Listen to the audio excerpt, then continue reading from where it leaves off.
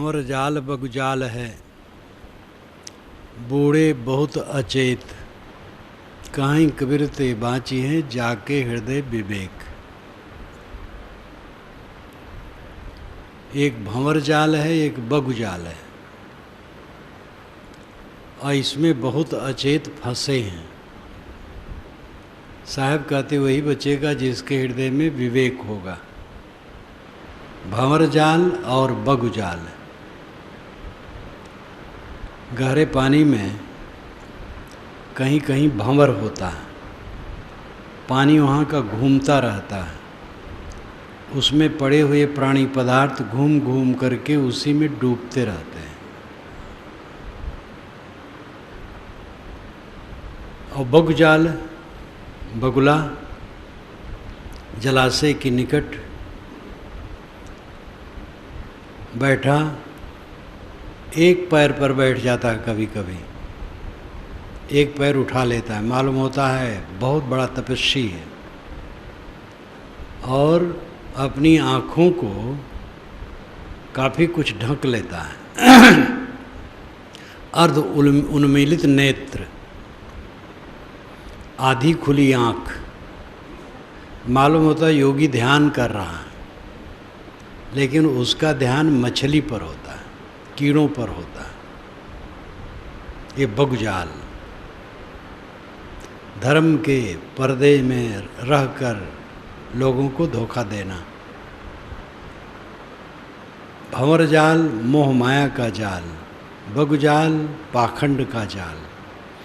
ये दो जाल में दुनिया के लोग उलझे हैं। भंवर जाल बगुजाल है, बूढ़े बहुत अचेत, इसकी धारा में बहुत से अचेत डूब गए हैं। काहीं कबीर ते बाँची जाके हृदय विवेक। भंवर जाल, बगुजाल और विवेक, इन पर विचार करें। भंवर जाल स्थूल प्राणी पदार्थों के मोह का जाल है। आदमी अपने में स्वबस नहीं रह पाता है, इसलिए सुख की कामना करता है, दूसरे के देहों से सुख की कामना करता है। और पहली फसन यह होती है, एक युवती युवक के शरीर से सुख चाहती है। युवक के शरीर में सुख होता तो अपने सुख को लेकर के वो सुखी रहता, लेकिन युवक युवती के शरीर से सुख चाहता है। युवती के शरीर में सुख होता तो युवती अपने शरीर के सुख को लेकर के सुखी रहती। दोनों को भ्रम है। युवक युवती के शरीर में, युवती युवक के शरीर में सुख की कल्पना करते हैं, और इस सुख की कल्पना में अपने को उलझा लेते हैं। जब वे दोनों मिलते हैं, एक उत्तेजना होती है। उत्तेजना से अपनी ही इंद्री विह्वल और क्षीण होकर सुख की कल्पना की जाती है। मिलता कुछ नहीं, अपना भ्रम। कुत्ता जब सूखी हड्डी चाबता है तो उसकी अपनी मूर्धा से ही, जबड़े से ही गर्म रक्त निकलता है। वो समझता है हड्डी से आ रहा है, और चाबता रहता है। ऐसे स्त्री पुरुष अपनी ही शक्ति क्षीण करते हैं और समझते हैं एक दूसरे से सुख आ रहा है। महाभ्रम। दुनिया का सबसे बड़ा सुख इसी को माना है, और सब सारे दुखों की जड़ यही है। इसी के बाद बंधनों की लंबी श्रृंखला, जीवन भर छुटकारा नहीं। इसी में उलझ करके जीवन भर दुख और ताप है। इस चीज को समझना बहुत बड़ी बात है। जो लोग इतनी हिम्मत नहीं रख सकते कि जीवन भर असंग होके रहा जाए, उन्हें विवाह करना उचित है। नहीं विवाह करेंगे तो समाज में मर्यादा भंग होगी, रह नहीं पाएंगे ठीक से, तो गलत होगा। लेकिन विवाह करके उसमें लग करके देख लिया तो अकल आनी चाहिए। उसी में डूबे डूबे समय बिताना समझदारी नहीं है। गृहस्थ के लिए संतान 1-2 के लिए इसमें उतरना चाहिए बस। आज तो 2 भी नहीं कहना चाहिए, 1। चीन में तो 1 बस। चीन का शासन बहुत गर्म है, हमारे यहाँ का शासन नरम है, क्योंकि कुछ सामयिक दृष्टि ऐसी है कि जनता बहुत बढ़ रही, इसलिए समस्या बढ़ती जाती है। ये दुनिया के राजनेताओं की चिंता है। धार्मिक लोग कहते कोई बात नहीं, जितने भी बच्चे पैदा हो जाएं, जमीन कम नहीं है, अन्न पानी कम नहीं है। इसलिए धार्मिक लोग इसके होड़ में रहते हैं प्रायः। और वोट की राजनीति है, इसलिए हमारे दल में जनता बढ़ेगी तो वोट देने में सरलता रहेगी। ये सब भी चक्कर है।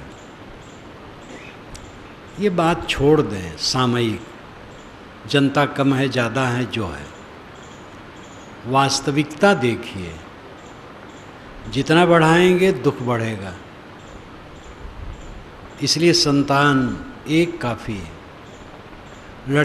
लड़की का मूल्य हमारे यहाँ कम है, जबकि लड़के की अपेक्षा लड़कियाँ ज़्यादा सेवापरायण, आज्ञाकारी, समर्पित प्रायः होती। लड़की हो लड़का हो, कोई संतान हो काफ़ी है। 1-2 संतान के लिए इसमें उतरना ठीक बस। बाकी तो आदत, मन की मलिनता, उद्वेग, व्यर्थ छींट छींट करके अपने को शरीर दुर्बल बनाना, मन दुर्बल बनाना, अध्यास पुष्ट करना। जब दुनियादारी में मन डूबा रह गया विषयासक्ति में, तो वो मन आत्मज्ञान में कैसे लगेगा, आत्मचिंतन में कैसे लगेगा। जितना विषयासक्त होगा उतना राम से दूर होगा। काम राम में फर्क है। यमाचार्य ने नचिकेता को समझाते हुए कठोपनिषद में कहा है कि श्रेय मार्ग प्रेम मार्ग दोनों विपरीत दिशा में चलते हैं, दोनों साथ साथ नहीं है।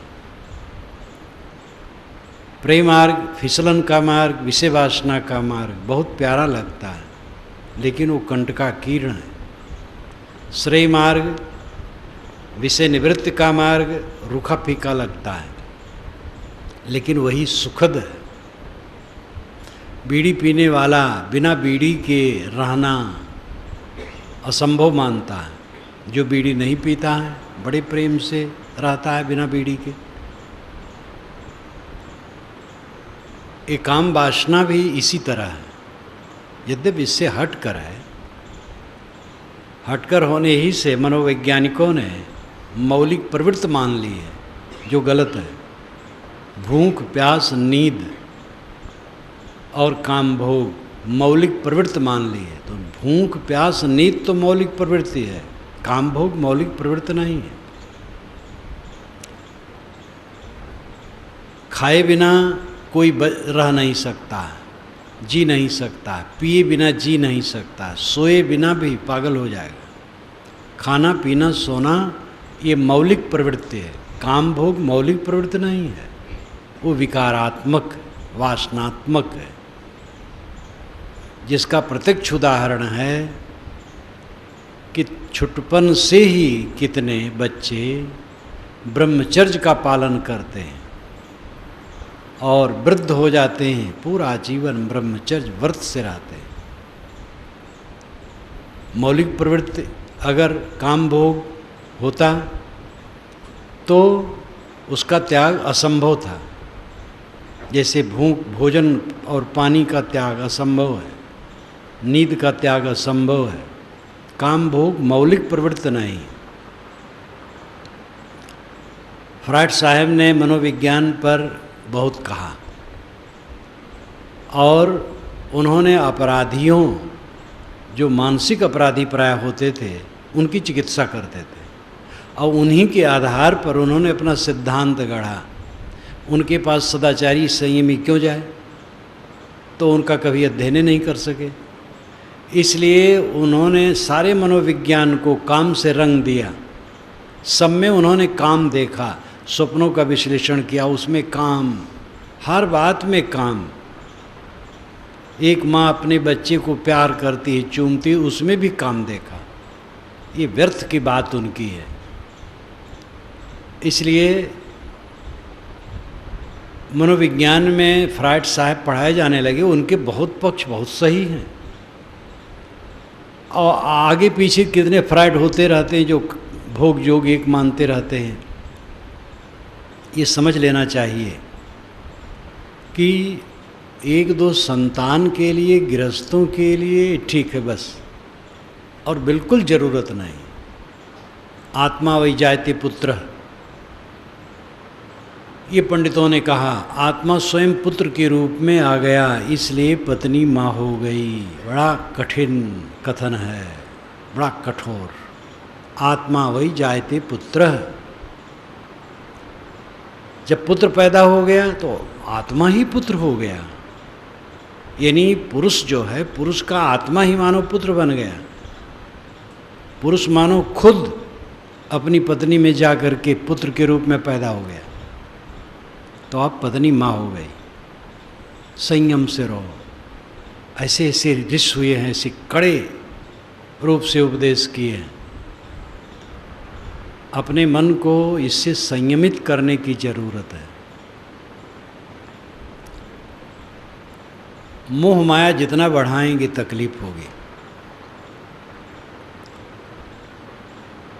गृहस्थ और विरक्त सबको अपनी अपनी श्रेणी में मर्यादित रहने की जरूरत है।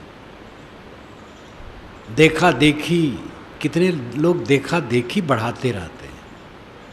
दूसरे के घर में ऐसी चीज़ें, अपने पैसे नहीं हैं, कर्ज ले करके ड्राइंग रूम सजाते हैं, कर्ज ले करके विवाह शादी में खूब होल दुलम्मा, सब अज्ञान है। अपने को जितना समेट करके रहोगे सुखी रहोगे, जितना फैलाओगे दुखी रहोगे।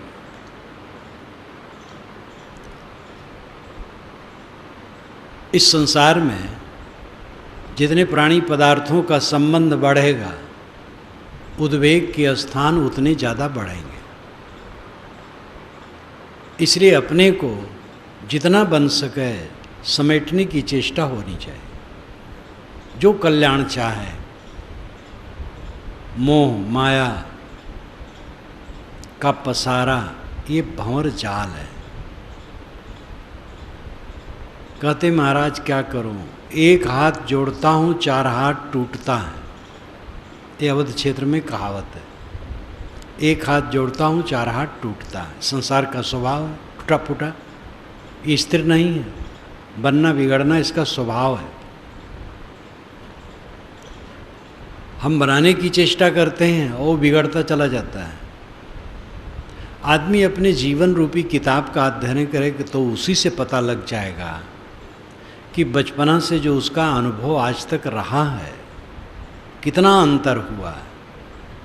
आदमी कितना भ्रम में जीता है। जब वो तरुण था तब की सोच, जवानी का सोच, वैवाहिक दिन का सोच, बाल बच्चे पैदा हुए तब का सोच, बाल बच्चे जवान हो गए तब,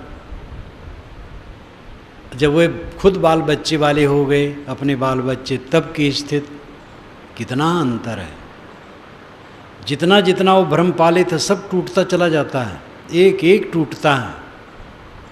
लेकिन इसको समझना सरल नहीं है।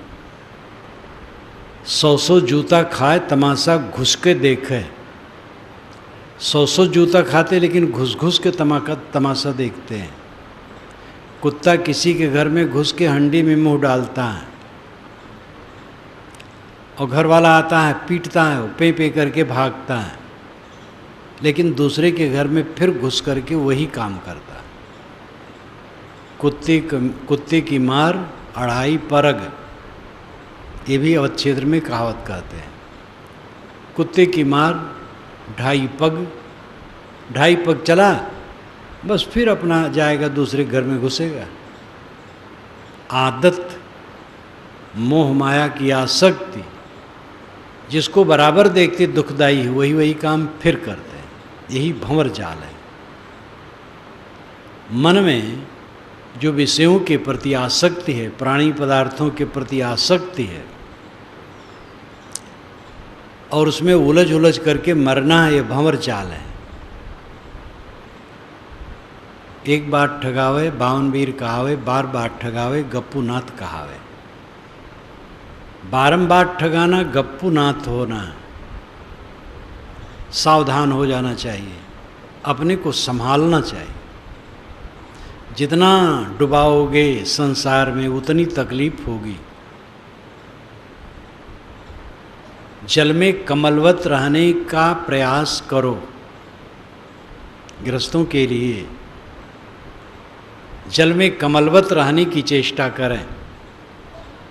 विरक्त कई बातों से दूर हैं, वो चक्कर वहाँ नहीं है, लेकिन जो है उसमें जल में कमलवत वहाँ भी रहना होगा। संतों का आश्रम होता है। मैंने आपसे कहा था एक दिन, गृहस्थी का निर्माण का मूल वासना है। विरक्ति आश्रम का निर्माण का मूल निर्वासना है। आश्रम क्या? विरक्ति मार्ग है। गृहस्थी आरंभ होती विवाह से, विरक्ति आरंभ होती है सब मोह छोड़ करके गुरु के शरणों में समर्पित होने से। तो गृहस्थी में वासना मूल है। वासना से, सांसारिक वासना से विवाह होता है। यहाँ पर कोई आता है वासना त्याग करके गुरु की शरण में समर्पित होता है, तो निर्वासनिक संबंध यहाँ, वहाँ वासनात्मक संबंध है। दोनों में बहुत फर्क है। अब कितने गृहस्थ हैं विवेक करके साधना में आगे बढ़ते जाते हैं, काफ़ी साफ सफाई वो कर लेते हैं। कितने विरक्त हैं, पहले तो हुए विरक्त, पीछे वो सब भूल गए, मानो स्त्री बच्चे वाले नहीं हैं, लेकिन दुनियादारी में खूब उलझ गए। कितने महंत हैं जो सरपंच और प्रधान भी हैं, एमएलए एमपी भी हैं, मंत्री भी स्वामी लोग होते हैं आजकल, और कितनी स्वामिनियाँ हैं जो मंत्री हैं और गाली गुप्ता में आगे हैं, सब कुछ करने वाली हैं। तो ये सबको रस नहीं अध्यात्म में लगा। नारद विवाह है एक। नारद त्यागी वो विवाह करें, और साधु सन्यासी साधना के लिए निकले तो राजनीति करने लगे।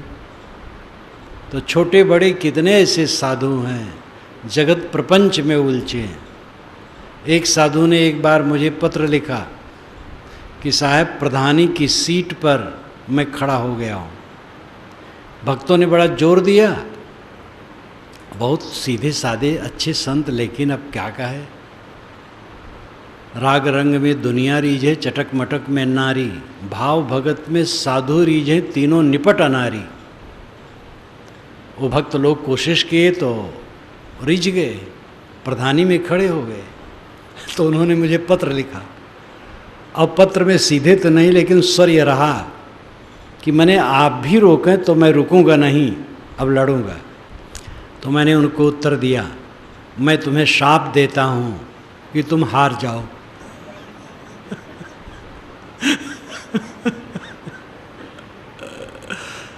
तो सचमुच में हार गए, मेरे श्राप देने से नहीं हार गए। हार गए। तो जब मैं मिला तो बहुत हंसे कि आपका श्राप लग गया, छुट्टी पा गया। तो उलझ गए, दुनिया में उलझते चले जा रहे हैं। साधु का बहुत बड़ा काम है, वे अपने को सुबस करें, मन निर्मल करें, समाज की सेवा करें, निर्मलता का प्रकाश करें। डॉक्टर हैं, इंजीनियर हैं, प्रोफेसर हैं, अनेक कर्मचारी गण हैं, अनेक अफसर हैं, राजनेता हैं, संगीतज्ञ हैं, अनेक भाग विभाग सब हैं कला कौशल के, सबके द्वारा समाज की सेवा होती है। साधु संतों के द्वारा आध्यात्मिक सेवा होती है, सबसे ऊंची है। वकील अगर है और वकालत चलती है काम भर की, तो बस और कुछ करने की ज़रूरत नहीं, वकालत करे, उसको डॉक्टर होने की ज़रूरत नहीं है। और डॉक्टर है, डॉक्टरी काम भर की चलती है, तो उसको वकील होने की ज़रूरत नहीं है। कोई किसानी ठीक से कर लेता, गुजर हो जाता है, तो व्यापार करने की ज़रूरत नहीं। व्यापारी है, काम चलता है, तो कोई ज़रूरत नहीं कि किसानी करे।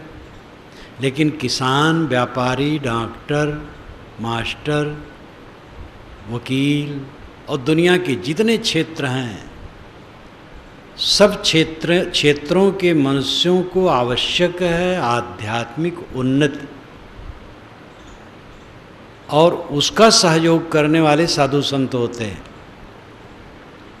मन निर्मल हो, शांत हो, निर्वैर हो, निर्माण हो, बाहर से लौट करके अंतर्मुख हो, इसका उपदेश संत करते हैं। इसलिए संत में ये गुण होना चाहिए, स्वयं अंतर्मुख हो, स्वयं निर्माण हो, स्वयं शीतल हो, रागद्वेषहीन हो, तब तो दूसरे को उपदेश दें और उसका फल होगा। स्वयं उलझे रहेंगे तो उपदेश क्या देंगे, वो बाजारू होगा। तो संतों का काम सबसे वजनदार है। मानसिक पीड़ा को हरने वाले संत हैं, और वे समझ ही नहीं पाए, वेश धर लिए, उलझ गए दुनिया में। भोजन मिल जाए, कपड़े मिल जाए, सोने की जगह मिल जाए, बहुत है। चकर मकर में मत भूलो, दूसरे के ऐश्वर्य की तुलना करके उलझो न। आपके पास जितना है बहुत है।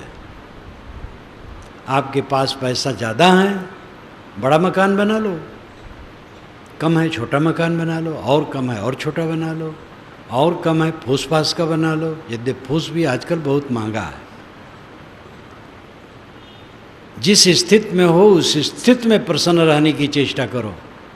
हम तुलना कर करके उलझ जाते हैं। दूसरे ड्राइंग रूम देखे, दूसरे गाड़ी देखे, दूसरे को वैभव देखे।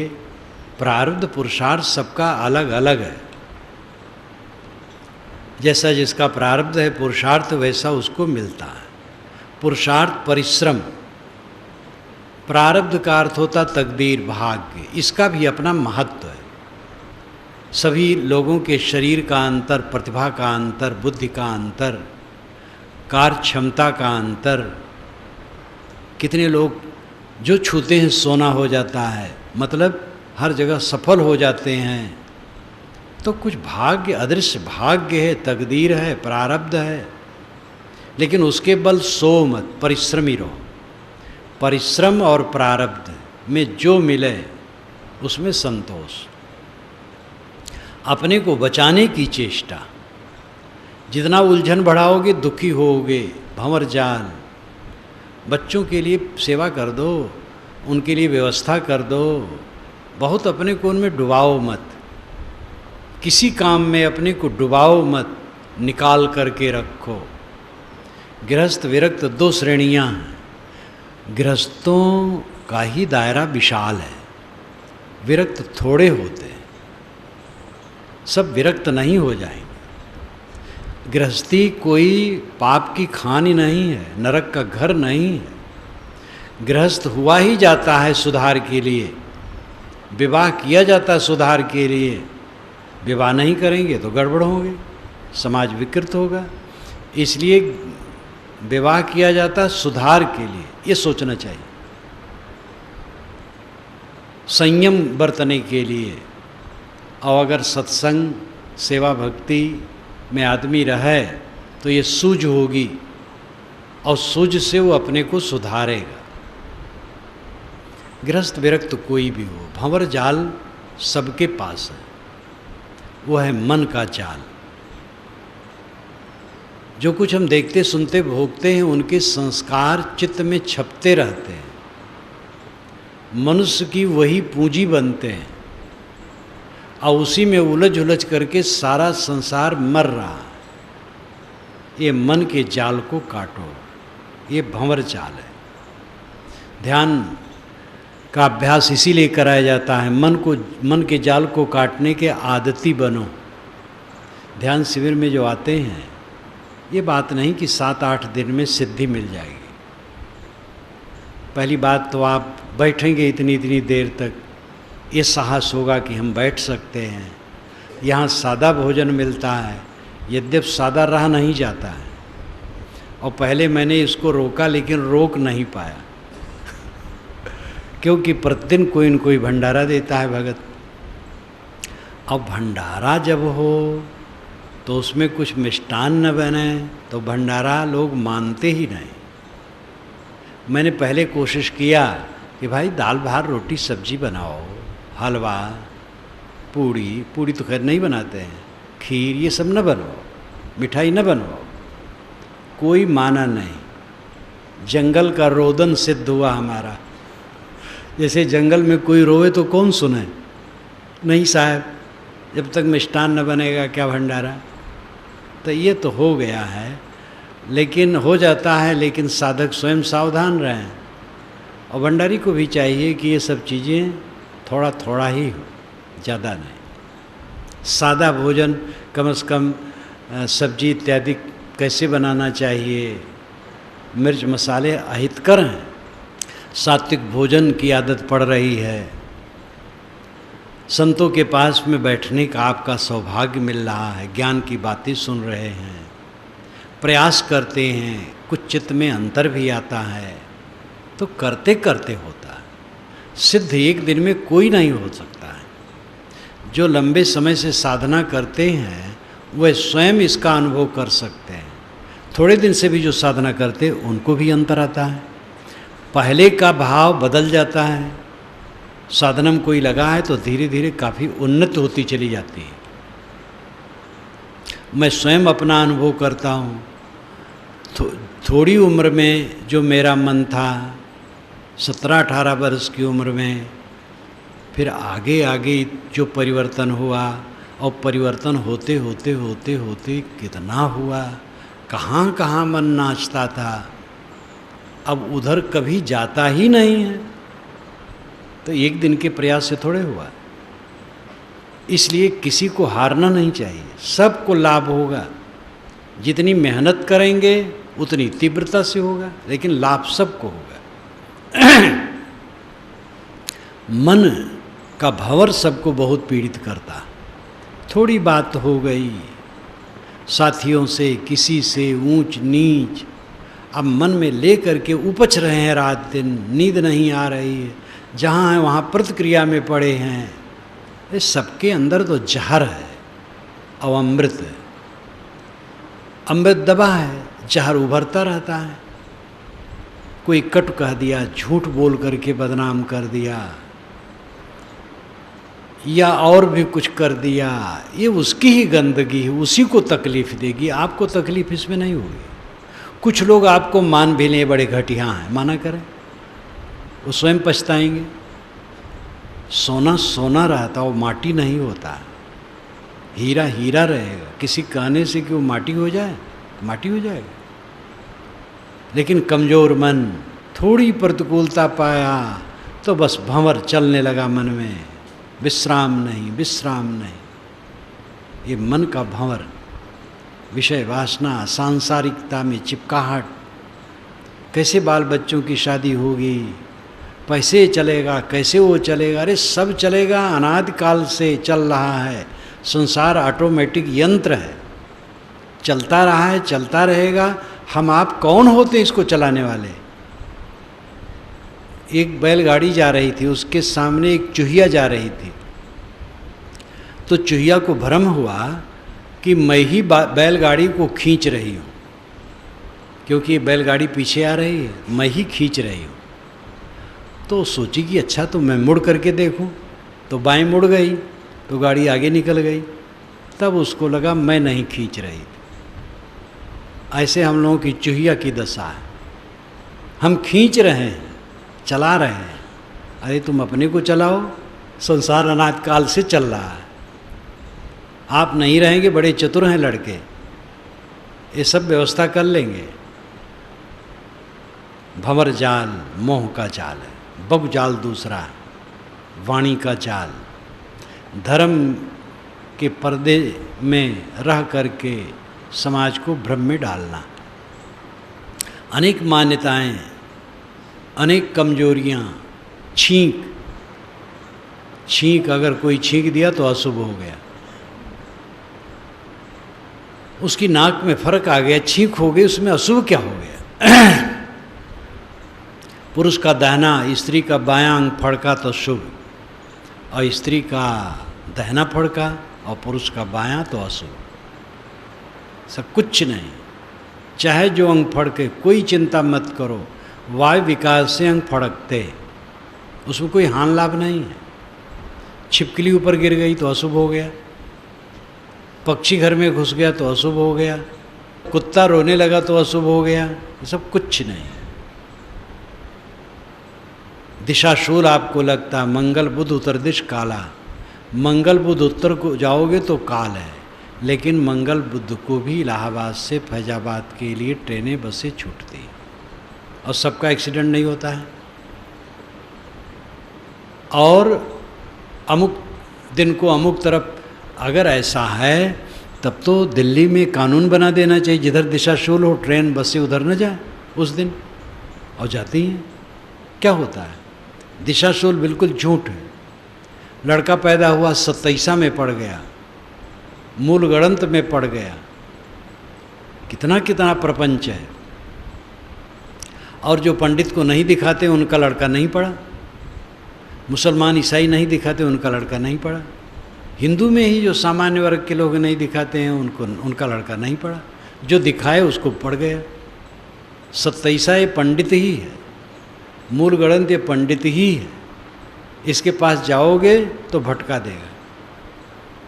कर्मकांडी कभी नहीं चाहते हैं दुनिया में ज्ञान फैले, और केवल ब्राह्मण कर्मकांडी नहीं, हर संप्रदाय के कर्मकांडी चाहते हैं कि आदमी को थोड़ा ज्ञान हो, जिससे जरा उनकी बात को समझ ले, थोड़ा धर्म कर्म करे, दान पुण्य करने की बुद्धि आ जाए। लेकिन ज़्यादा ज्ञान न हो, ज़्यादा ज्ञान होगा तो भ्रम से रहित हो जाएगा, तो फिर कर्मकांड खत्म हो जाएगा। इसलिए कर्मकांडी कभी नहीं चाहते हैं ज्ञान बढ़े, समाज बेवकूफ़ बना रहे। आपके ऊपर ग्रह टेढ़ा है, ग्रह आकाश में है तो आपके ऊपर कैसे टेढ़ा है? अब आपके ऊपर टेढ़ा तो हमारे ऊपर सीधा कैसे है? सूरज की गर्मी खुले आकाश में जितने लोग बैठेंगे सबको बराबर लगेगी, किसी को लगे किसी को ना लगे, ऐसा कैसे होगा? इसलिए ग्रह टेढ़ा है, बकवास है। टेढ़ा है तो शांत कैसे होगा? अगर एक बल्ब कोई पूजा करके बुझा दे, बल्ब जल रहा है और पूजा करके बुझा दे, तो माना जा सकता है भाई पूजा करके ग्रह भी शांत हो सकता है। जब एक साधारण बल्ब भी बुझा नहीं सकते हैं पूजा के बल पर, स्विच ऑफ करना पड़ेगा, तो ये कैसे कहा जाए कि ग्रह पूजा करके शांत हो जाएगा? हाथ की रेखा लोग दिखाते हैं, किसी को हाथ की रेखा मत कभी दिखाओ, हाथ से मेहनत करो। उंगलियों में अंगूठियाँ, और शिक्षितों में अधिक धनी और शिक्षित और नेता हैं तो सब उंगलियों में, और एक एक उंगली में 2-2।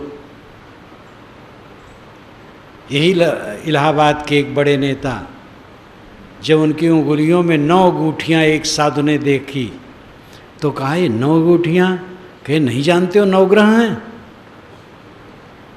लेकिन वे वहाँ से हार गए, वोट में जीते नहीं।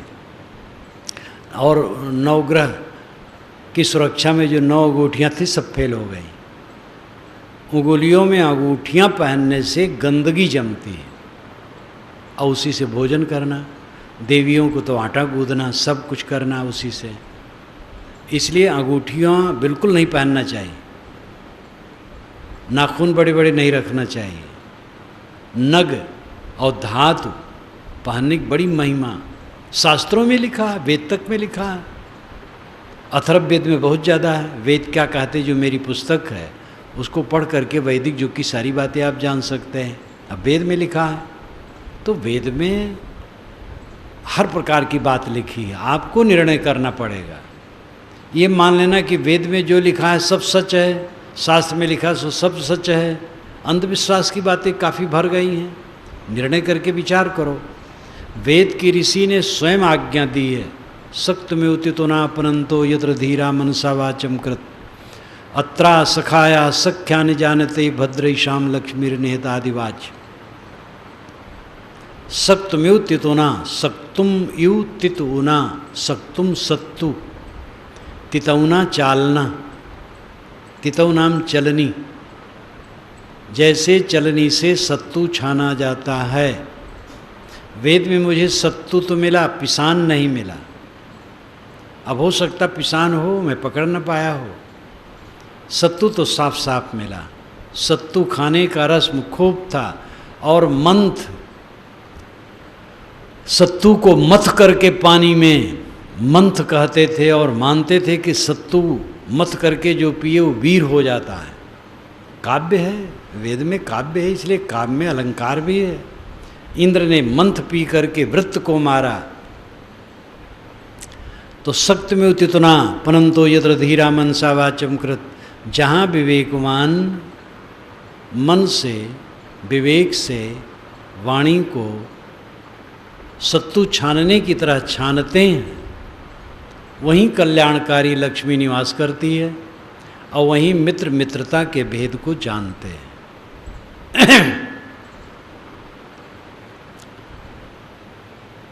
इस प्रकार ऋषि ने स्वयं कहा कि जैसे सत्तू छाना जाता है वैसे वाणी को छानो। साहब का दोहा तो आप जानते, जिसको साखी कहते हैं। साधु ऐसा चाहिए जैसा सूप सुभाए, सार सार को गहरे थोथा दे उड़ाए। साधु वह है जो फटक दे, भूसी उड़ जाए, चावल रह जाए, असार को छोड़ दे, सार को ग्रहण कर ले।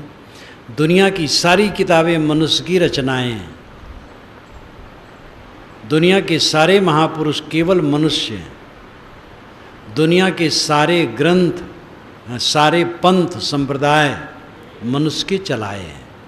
कोई किताब, कोई महापुरुष, कोई संप्रदाय अलौकिक नहीं है। ये अलौकिकता का चक्कर डाल करके धार्मिकों ने बड़ा विघटन किया।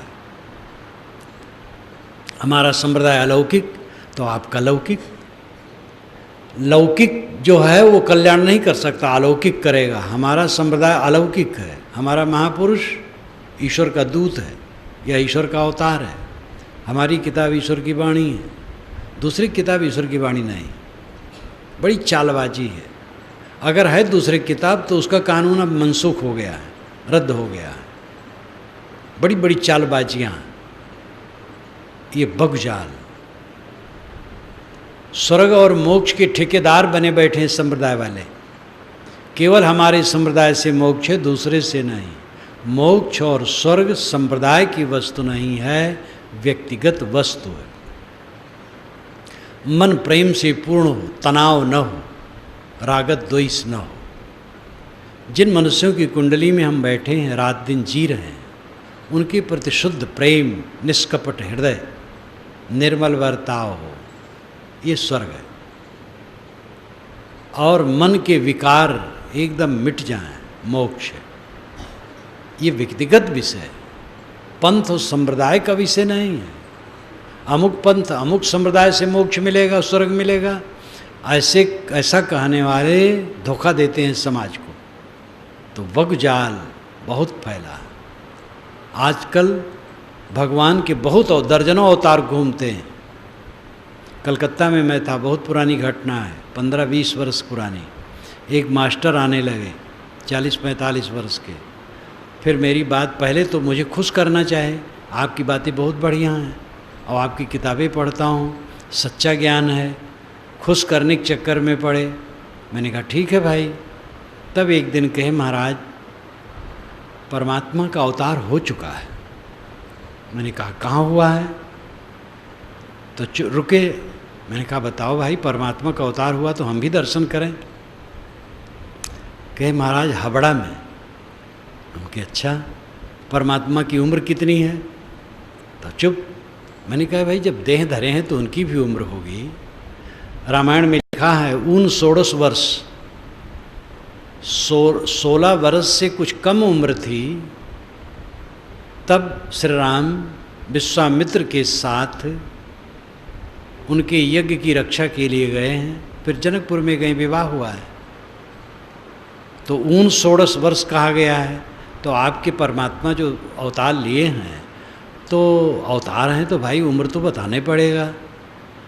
तो उम्र बताए। फिर मैंने बहुत डांटा। मैंने कहा कैसा गोबर गणेश है तू, क्या अध्यापक है? तो ऐसी जालसाजियाँ फैली हैं। दर्जनों अवतार आजकल हैं और वे चमत्कारी बाबा हैं, मुर्दे को जिला देते, रोग दूर कर देते, स्वयं रोगी रहते हैं लेकिन रोग दूसरे को दूर कर देते हैं। उनके लड़के बच्चे उनके कहे में नहीं हैं लेकिन वो सबको सिद्धि देते घूमते हैं। चमत्कार सब का सब झूठ है। महाराज की कृपा से ये हो गया, वो हो गया, रोग दूर हो गया। अरे ऐसा हो सकता कोई अच्छी राय दे, आप संयम साधन से रहें, रोग दूर हो जाएगा। छू मंत्र से कहीं रोग दूर होता है? एजेंट इनके होते हैं, प्रचार करते हैं और फंसाते हैं लोगों को। और इसमें फंसने वाले ज़्यादा सभी होते हैं लेकिन शिक्षित समाजों का बड़ा तबका फंसता है। जहाँ जहाँ गुरघंटाल हैं उनके चेले ज़्यादा धनी और शिक्षित और अफसर होते हैं, आम जनता भी होती है। भ्रांत से रहित रहो। भूत प्रेत नाम की कोई चीज़ कहीं नहीं है, चुड़ैल कहीं नहीं है, टोनही कहीं नहीं होती है।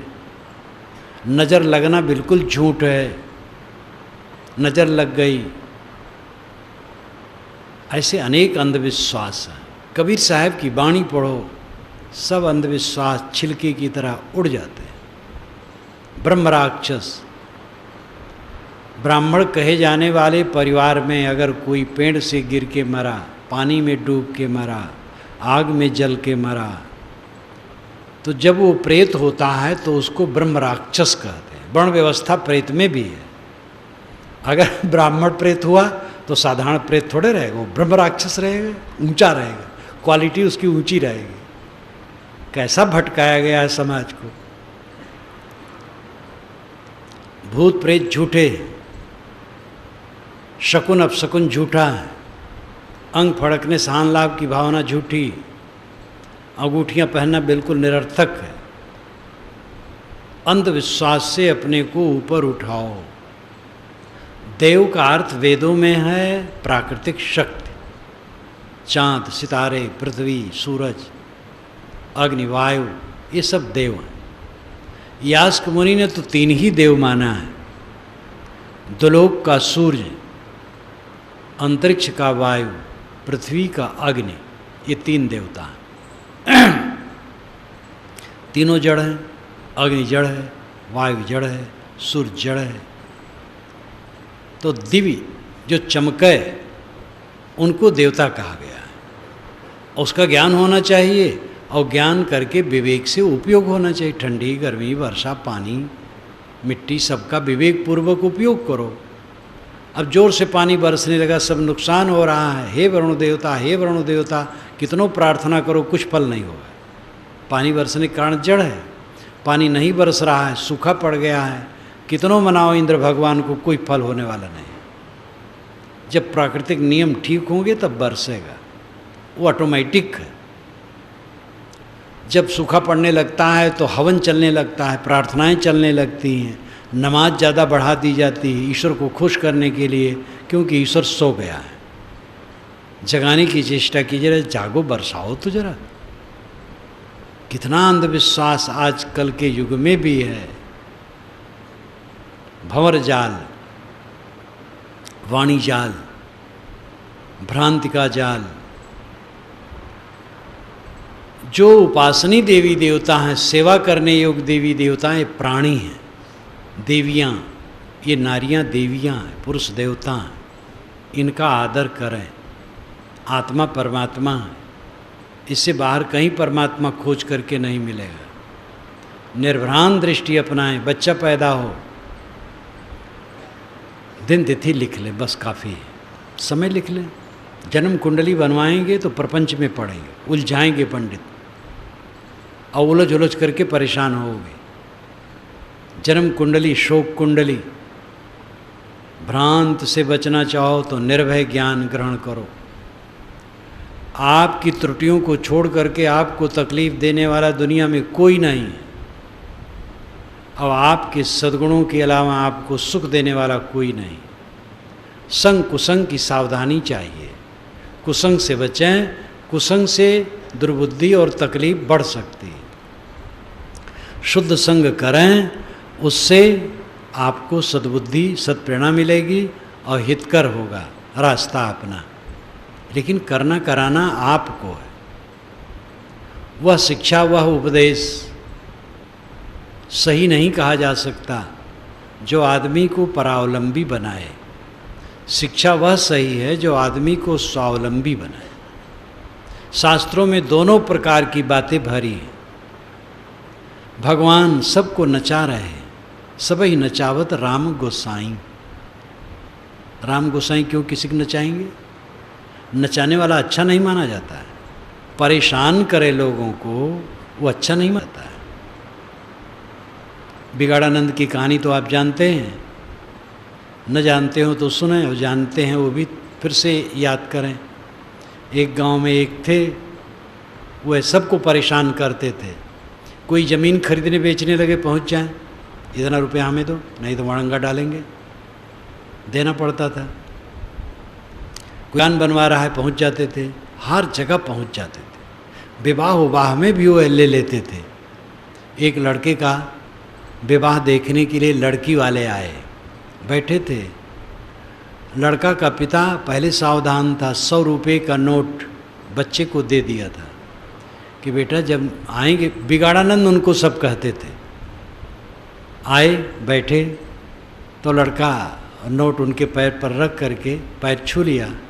उन्होंने कहा बेटा खुश रहो, तुम्हारी मृगी जल्दी अच्छी हो जाए। अब ये सुनना था, बर देखुआ उठ खड़े। मृगी जिसको आती है, ऐसे लड़के को कौन अपनी लड़की देगा? अब बिगाड़ानंद को संतोष नहीं हुआ, 100 रुपया कम रहा होगा। सबका काम बिगाड़ते थे और लोग बेचारे दे दे करके किसी प्रकार हाथ पैर जोड़ करके काम अपना चलाते थे। जब वे मरने लगे, गांव वालों को बुलाए कि भैया हमने गांव भर को बड़ा कष्ट दिया, हम प्रायश्चित चाहते हैं। जब हम मर जाएं तो हमारे मुंह में एक लकड़ी ठोक दी जाए, दांत खोल करके डाल दिया जाए, और मुख से कह करके मैंने बड़ा नुकसान सबका किया है, तो हमें प्रायश्चित हो जाएगा। लोगों ने कहा नहीं, ये सोच विचार अब छोड़ दीजिए, हम लोग क्षमा करते हैं और आप जा रहे हैं, गांव साफ हो रहा है, अब आप चिंता न कीजिए, हम लोग प्रसन्न हैं आपसे। कहे नहीं, हमारी अंतरात्मा को संतोष नहीं मिलेगा। लोगों ने कहा कोई बात नहीं। जब वो मर गए तो एक बढ़ई बुलाया गया, लकड़ी छील करके दांत खोला गया, डाल दिया गया, तो फिर वो सिग्नल की तरह खड़ा हो गया। कफन किए, अर्थी पर रख के ले गए शमशान। संजोग था, थानेदार साहब पुलिस लेके कहीं जांच में जा रहे थे कि भाई कौन मर गया, तो बताए, अच्छा ये मुख के ऊपर क्या खड़ा है, उतारो। पुलिस का अधिकार है, कहीं भी किसी की जांच कर सकती है। उतारे, कफन खोलाए, इतनी जबरदस्त तुम लोग हो, मुंह में लकड़ी गाड़ करके मारे हो, उसको लिए जाते हो जलाने के लिए। सबको जेल में डाला पकड़ करके। बिगाड़ानंद की बात याद करके गांव वालों ने कहा धन्य हो बिगाड़ानंद, जीते जीते सबको परेशान किए, मरते मरते गांव वालों को जेल में डाल गए। ये बिगाड़ानंद सबको परेशान करते थे, और उनको पूजा चढ़ावें तो खुश, नहीं तो ना खुश। क्या ईश्वर बिगाड़ानंद है कि जब आप घूस दोगे तो खुश होगा, नहीं तो आपको परेशान करेगा? ईश्वर बिगाड़ानंद नहीं। ईश्वर सबको नचाता नहीं, लोग स्वयं नाचते हैं, स्वयं का अज्ञान है। लेकिन ये विवेक पंडित नहीं देते, महात्मा नहीं देते। कहीं रेखा की तरह कहीं बात आ गई तो आ गई, लेकिन विस्तार क्या करते हैं? प्रभु ही सब कर रहा है, प्रभु की माया अद्भुत है, भगवान ही नचा रहा है, सबई नचावत राम गोसाई। यही रट लगाए, सोच भी नहीं पाते हैं कि जिसको हम परमात्मा कहते हैं, सच्चिदानंद कहते हैं, शुद्ध बुद्ध कहते हैं, उसको खुराफाती भी मानते हैं कि वो नचाता है। खुराफाती आदमी किसी को परेशान करता है, जो खुराफाती नहीं होगा परेशान कैसे करेगा? लेकिन वग जाल, वाणी जाल इतना विस्तार है कि पंडित महात्मा स्वयं उलझें। पंडित जी, ज्ञानी जी, महात्मा जी, स्वामी जी, मौलवी जी, पादरी जी, कोई एक की बात नहीं है, सब के सब उलझे। निर्णय कदाचित लाभ उसमें ज़्यादा है, समाज को धमका धमका कर, डरा डरा करके उनकी मानसिक दुर्बलता बढ़ा बढ़ा करके पुजवाया जा सकता है। ऐसे संप्रदायी महात्मा मिले हैं जिन्होंने कहा है महाराज आप सब बातें गृहस्थों में साफ साफ कह देते हैं, ये ठीक नहीं। मतलब है गृहस्थों को जाल में रखना चाहिए, भ्रम में, तब तो उनसे वसूल हो सकता है। एक भल्ला जी थे हमारे मित्र, जो प्रीतम नगर आश्रम है उसके दक्षिण वाला मकान उन्हीं का है, अब बेच करके पंजाब चले गए हैं। बहुत अभिन्न मित्र थे। तो विनोद करें, कहें साहब यहाँ पर आवें तो कहें साहब आप पुत्र क्यों नहीं देते हैं? संतान दीजिए, धन दीजिए, रोग काटिए, मुकदमे में विजय कराइए, थोड़ा बताइए। ये आपका जो आश्रम है सड़क सोने चांदी का बन जाएगी, खूब धन आएगा। मजाक करते थे, वो जानते थे कि ऐसा नहीं करते हैं, मजाक करते थे। और मेरे संपर्क में आकर के उन्होंने भी अपने को बहुत संभाला, नहीं तो लोग उनको फंसाने वाले थे। उनकी फैक्ट्री चल नहीं रही थी। तो एक पंडित ने काशी के कहा कि जहाँ आपकी फैक्ट्री है, पहले एक आदमी वहाँ उसकी हत्या हुई थी, वो राक्षस बन करके है, वही गड़बड़ कर रहा। अब पूजा उसमें करवाना जरूरी था, लेकिन हमारे संपर्क में थे तो उन्होंने कहा अच्छा पंडित जी आप अपने खर्च से पूजा कर दीजिए, और जब ठीक हो जाएगा तब मैं पैसा दे दूँगा। तो कौन करता है? तो वे हमसे मजाक करें कि महाराज अरे कुछ आशीर्वाद दीजिए। समाज को माया जाल में फंसाए रखिए, गृहस्थों को दुर्बल बनाए रखिए मन से, तब वे दान करेंगे ठीक से, नहीं ठीक से दान नहीं करेंगे। एक महात्मा अच्छे विद्वान जब मेरी पुस्तक पढ़े तो उन्होंने कहा ये महात्मा को पैसा नहीं मिलेगा। तो जिस लक्षणार्थ में उन्होंने कहा उसका सही अर्थ है, मतलब ज़्यादा पैसा नहीं मिलेगा। पैसा यहाँ भी लोग आता है, करते हैं, तभी तो कुल होता है। लेकिन यहाँ सब बात खरी है, और उसमें जो है बहुत है। भला ये संतत्व है, ये धर्म है, ये पांडित्य है कि आदमी को धोखा में रखे पैसा के लिए, सम्मान के लिए, भीड़ के लिए, फिर ज्ञान क्या हुआ? तो ये बड़ा बड़ा जाल है, बगजाल, और उसमें सारा संसार उलझा है। वो एक नहीं, खंडन हम कर देते हैं पंडितों का, ब्राह्मण पंडित पुरोहितों का। कहाँ पुरोहित नहीं है? जहाँ पुरोहिताई का खंडन हुआ उसी मार्ग में पुरोहित बन गए। बीजक के मंत्रों से सांप झाड़ने वाले हैं, और बीजक साहब किस लिए कहा है? ज्ञान के लिए कहा है। और बीजक कहाँ लगा रहे हैं? मंत्र में लगा रहे हैं। तो भंवर जाल बगु जाल है, बूढ़े बहुत अचेत, मोटी माया का मोह, जिसमें घूम घूम करके जीव डूब रहा है। झीनी माया, वाणी जाल विस्तार, भ्रांतियाँ, इसमें डूब रहा है। काहीं कबीर ते बाँचिए जाके हृदय विवेक। सदगुरु कहते हैं वह बचेगा जिसके हृदय में विवेक होगा। विवेक ऐसी कतरनी है जो काट करके सारे कूड़े कचड़े को अलग कर देती, साफ सुथरा। विवेक का बल है। हर इंसान, मनुष्य क्यों, मननात् मनुष्य, मनन करने के कारण से मनुष्य है यह। पशु मनन नहीं करता है। पशु केवल याद, घर का याद, घोंसले का याद, बिल का याद जानवरों को हो जाता है और चले गए वहाँ, सो लिए, अपने बाल बच्चों को पाल पोस लिए, इतनी याद होती है बस, मनन नहीं होता है। मनुष्य में मनन की शक्ति है, सोचने की शक्ति है। ये सोचने की शक्ति ही विवेक की शक्ति है। नीरछीर विवेक। संसार के सभी परंपराओं को आदर दो, सारे ग्रंथों शास्त्रों को आदर दो, सारे महापुरुषों को आदर दो, लेकिन विवेक का निरादर मत करो। विवेक को सबसे ऊपर रखो। विवेक से बात मान्य है। बड़े बुजुर्ग आदरणीय हैं, लेकिन उनकी बात तभी मानी जाएगी जब विवेक युक्त हो। शास्त्र आदरणीय हैं, लेकिन शास्त्र की बात ना है आगमा सहस्मुपघटम पट युतम ईष्टे। वाचस्पत मिश्र कहते हैं हजारों वेद वचन घड़े को कपड़ा नहीं बना सकते। वेद में लिखा तो घड़ा कपड़ा बन जाएगा, जो है सो है। कबीरी स्वर शास्त्रों में भी है। कबीरी स्वर जगदीश गुप्त, डॉक्टर जगदीश गुप्त, जिसका उदाहरण मैंने दिया था, उन्होंने संबूक एक काव्य लिखा है, तो उसमें बारंबार तर्क वाली बात कबीरी स्वर कहा है। कबीरी स्वर, खरा निर्णय, ये इसकी रेखा सब जगह मिलती है, लेकिन प्रपंच इतना फैला हुआ है कि वो दब जाता है। हम आपको चाहिए निष्पक्ष होकर के निर्छीर विवेक करें, कारण कार्य व्यवस्था, विश्व के शाश्वत नियम पर ध्यान दें, अलौकिकता का भ्रम छोड़ें, सच्चे ज्ञान मार्ग में चलें और सच्ची भक्ति को अपनाएं, सच्ची उपासना को अपनाएं, तो ये जंजाल कटेगा। तो सद्गुरु की ये साखी, भंवर जाल बगु जाल है, बूढ़े बहुत अचेत, काहीं कबीर ते बाँचिए जाके हृदय विवेक। अहम शुद्ध चैतन्य ज्ञान स्वरूपम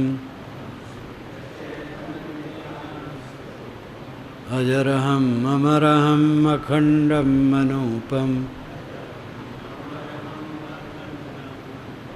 अहम शुद्ध चैतन्य ज्ञान स्वरूपम अजरहम अमरहम अखंडम मनूपम। अहम शुद्ध चैतन्य ज्ञान स्वरूपम अजरहम अमरहम अखंडम मनूपम। अहम शुद्ध चैतन्य ज्ञान स्वरूपम अजरहम अमरहम अखंडम मनूपम। अहम शुद्ध चैतन्य ज्ञान स्वरूपम अजरहम अमरहम अखंडम मनूपम।